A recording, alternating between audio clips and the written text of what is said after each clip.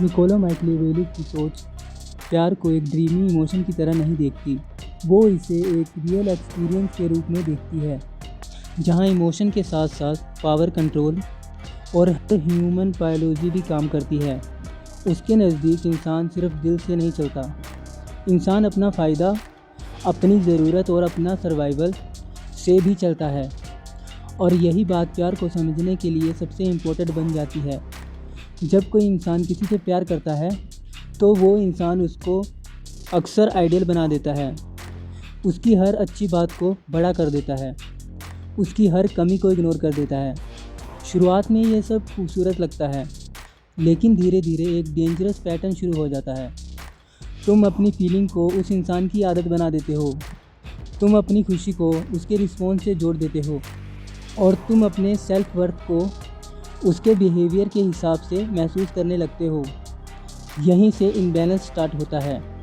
Machiavelli के according इंसान हमेशा इमोशनली पूरा नहीं होता, वो सिचुएशन के साथ बढ़ता है। अगर किसी को लगता है उसे हर चीज़ बिना एफर्ट के मिल रही है तो उस चीज़ की वैल्यू धीरे धीरे कम होने लगती है।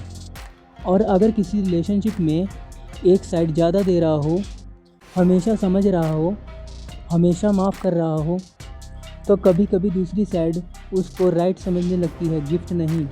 यहीं पर एक साइलेंट इम्बैलेंस क्रिएट होता है, जहां इंसान इमोशनली एक्सॉस्ट होता जाता है और दूसरा इंसान कंफर्टेबल होता जाता है।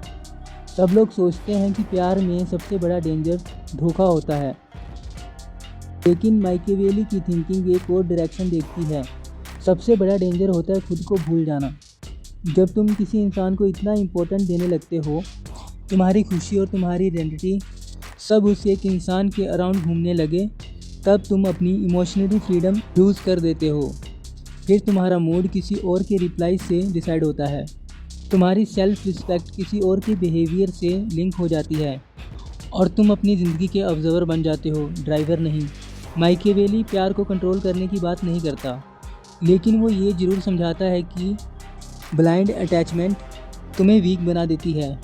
हेल्थी प्यार वो होता है जहाँ तुम किसी को चाहो पर लूज़ ना करो, जहाँ तुम किसी के लिए इम्पोर्टेंट हो लेकिन अपने लिए भी इम्पोर्टेंट हो, जहाँ तुम केयर भी दो, अपनी बाउंड्रीज भी रखो। इमोशनली इम्बैलेंस एक दिन में डिस्ट्रॉय नहीं करता, ये स्लोली होता है। पहले तुम इग्नोर करते हो छोटी छोटी बातें, फिर तुम जस्टिफाई करते हो, फिर तुम नॉर्मल समझने लगते हो डिसरिस्पेक्ट को, और आखिर में तुम अपने आप को कन्विंस कर लेते हो कि यही प्यार है।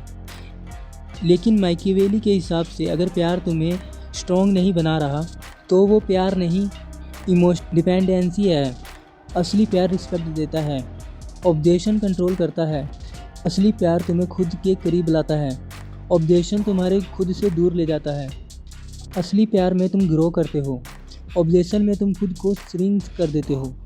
मैकियावेली के थिंकिंग का कोर आइडिया ये है, दुनिया में लोग इमोशन को समझते ज़रूर हैं, लेकिन उस पर हमेशा इमोशनल से नहीं चलते।